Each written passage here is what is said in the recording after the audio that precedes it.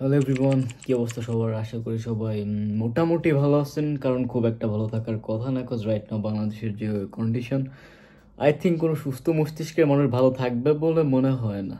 কারণ আপনি সকালবেলা ঘুম থেকে উঠে জাস্ট আপনি ফেসবুকে ঢুকলেন আর সেখানে দেখতে পেলেন যে একটা ক্লাস 3 বা একটা ক্লাস 4-এর বাচ্চা শহীদ মিনারে ফুল দিতে গিয়ে সেখানে রেপের শিকার হয়েছে।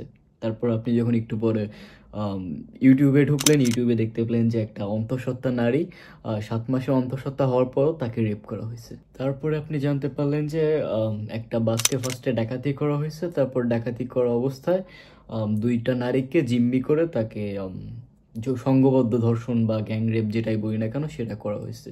তো এইসব নিউজ শোনার পর একটা সুস্থ মস্তিষ্কের মানুষ আই থিঙ্ক সে সুস্থ থাকতে পারবে না। রাইট নাও বাংলাদেশের অধিকাংশ মানুষের মনে ভয় বা একটা সংশয় বা বাইরে যেতে যে ভয়টা, এটা প্রবল হারে কাজ করে। সেটা সে মেয়ে হোক বা সে আন্টি হোক বা সে একটা শিশু হোক, সবার জন্য এই বর্তমানে রিস্ক যে সে ঘরের বাইরে বের হলো, সে সুস্থ অবস্থায় আবার সে ঘরে ফিরতে পারবে কি পারবে না, এই সংশয় সবার মাঝে এখন কাজ করে। সর্বোপরি বলতে বাংলাদেশে লাস্ট 48 আওয়ার্স বা 2 দিনে 13টা রেপ কেস লিস্ট করা হয়েছে। হ্যাঁ, লিস্টের বাইরে আরও অনেক থাকতে পারে, কারণ অনেকে প্রভাব খাটায় এইগুলা মানে ডিসমিস করে দেয়। আবার অনেকে আছে যে নিজের লজ্জা বা এইসব কারণ দেখে বা ফ্যামিলি ইস্যুর কারণে বিষয়টা পুলিশ পর্যন্ত পৌঁছায় না। তো আপনি বর্তমানে এমন একটা সোসাইটিতে বা এমন একটা দেশে বসবাস করতেছেন যে এই দেশে প্রতি 4 ঘন্টা পরপর একটা করে রেপ কেস হয়। সেক্সুয়াল হ্যারাসমেন্ট তো এটা কাউন্টই করলাম না, কারণ এটা করলে পরে প্রতি সেকেন্ডে যাবে। কারণ বর্তমানে বাংলাদেশে সেক্সুয়াল হ্যারাসমেন্ট সেটা হতে পারে পাবলিক বাস, পাবলিক প্লেস। আপাতত আমরা আমাদের হ্যারাসমেন্ট বিষয়টা সাইডে রাখি, কারণ বর্তমানে যে জিনিসটা সবার ভিতর ভয় সৃষ্টি করছে বা ভয়ানক বিষয়টাই সেটা হচ্ছে রেপ। তো এটা নিয়ে কথা বলি। লাইক রেপ নিয়ে কথা বলতে গেলে সবার আগে যে জিনিসটা সবার মাথায় ঢুকে যে এটা কেন হয়, একটা মানুষ, একটা সুস্থ মস্তিষ্কের মানুষ কিভাবে মানে এটা অ্যাটেম্প্ট করে কিভাবে। তো এটা আর কি জানার বিষয়। তবে একটা জিনিস শুনে সবাই শকড হবেন বা হন আই গেস, যে সোশ্যাল মিডিয়া মানে খুললে যখন আপনি কোনো রেপে নিউজ পাবেন কোনো নিউজ চ্যানেলে বা তাদের পেজে, আপনি কমেন্ট সেকশনে ঢুকে দেখবেন যে সেখানে কোনো না কোনোভাবে একটা নারীকেই মানে ওই নারীকেই দোষ দেওয়া হয়েছে। সেটা হতে পারে মেয়ের শর্ট ড্রেস, হতে পারে মেয়েটা সন্ধ্যার পরে বের হয়েছে, হতে পারে মেয়েটা তার বয়ফ্রেন্ডের সাথে বের হয়েছিল ব্যাক করার সময়, তারপরে এই বিষয়টা হয়েছে। তারপর হতে পারে মেয়েটা ড্রেস পরছে, লাইক আপনি সালোয়ার কামিজ পরছে, মেয়েটা বুকের সামনে ওড়না নেয় না, এটাও রেট অ্যাটেম্পটের কারণ হিসেবে কমেন্ট সেকশনে বলা হয়।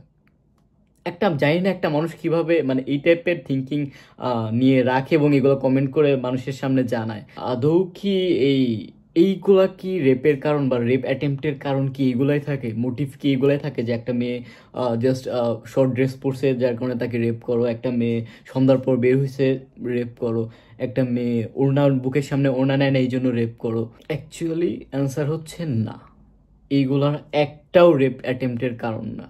হ্যাঁ, এটা হতে পারে 0.001% সম্ভাবনা, তবে যে আপনি এই সামান্য সম্ভাবনাকে আপনি কখনো রেপের কারণ ধরতে পারেন না। এটার আমি রিজন ফার্স্ট অফ অল বলি। আপনি বলবেন যে ছোট ড্রেস পরার কারণে রেপ হয়েছে। হ্যাঁ, আপনি বললেন, আপনার মতামত কি? যদি লাস্ট আপনি যে নিউজটা দেখলেন যে একটা ক্লাস 4-এর একটা মেয়ে বাচ্চা তাকে রেপ করা হয়েছে, এটা তো ক্লাস 4-এর কথা বললাম। ক্লাস 1, 2, 5 বছর 6 বছরের বাচ্চাদের রেপ করা হয়। আপনি এদেরকে ড্রেসের কোন ক্যাটাগরিতে ফেলবেন? বা আপনি এর বুকে ওনার নেওয়ার কোন ক্যাটাগরিতে ফেলবেন? বা আদারওয়াইজ আপনি যদি বলেন যে এর বয়ফ্রেন্ডের বিষয়, তাহলে একটা ক্লাস 5-এর বাচ্চার অবভিয়াসলি বয়ফ্রেন্ড নেই, তো আপনি এর অ্যাটেম্পটের বিষয়টা কি বলবেন?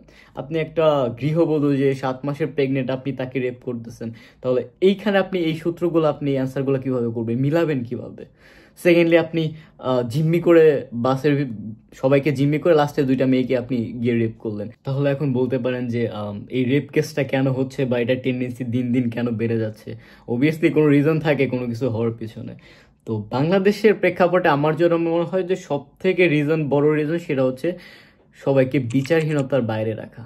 এখন আপনি বলতে পারেন না যে একটা রেপ কেস করেছে তাকে আপনি 10 দিন জেলে রাখলেন, তারপরে নেতা এসে আসলো, আপনি তাকে ছেড়ে দিলেন। ফার্স্ট অফ অল এখানে আপনি একটা রেপিস্টের বিরুদ্ধে মামলা করার একটা প্রবলেম, সেকেন্ড অফ অল মামলা করলেন তাকে ধরে জেলে নিবেন, এটা একটা প্রবলেম যে আদৌ নিতে পারবেন কিনা। আর থার্ডলি যে বিষয়টা, আপনি তাকে জেলে রাখলেন, কয়দিনের জন্য রাখলেন বা কয়দিন আপনি সেখানে রাখতে পারলেন, এটা কিন্তু অনেক বড় একটা কোশ্চেন।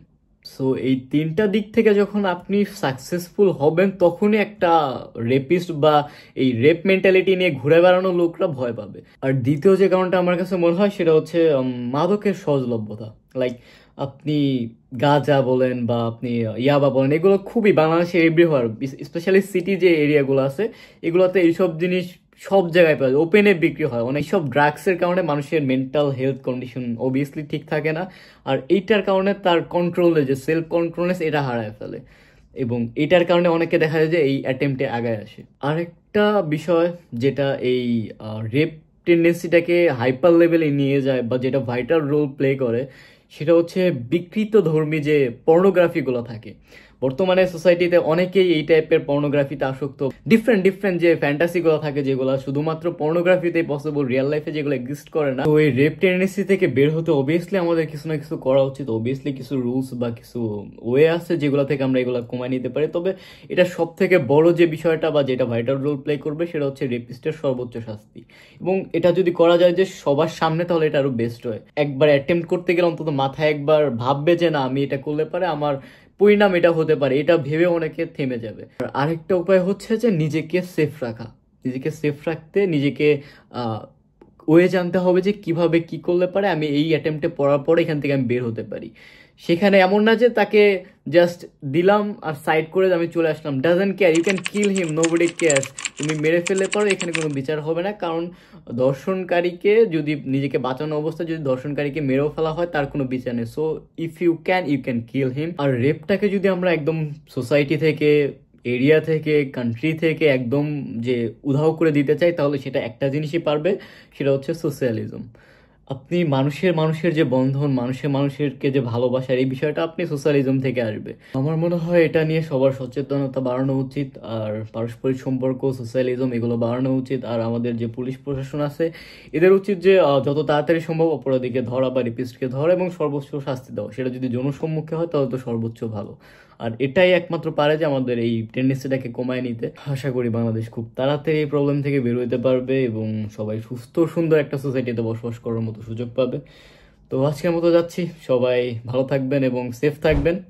আপনার আশেপাশে মানুষজন সেফ আছে কিনা সেদিকে খেয়াল রাখবেন। Bye bye.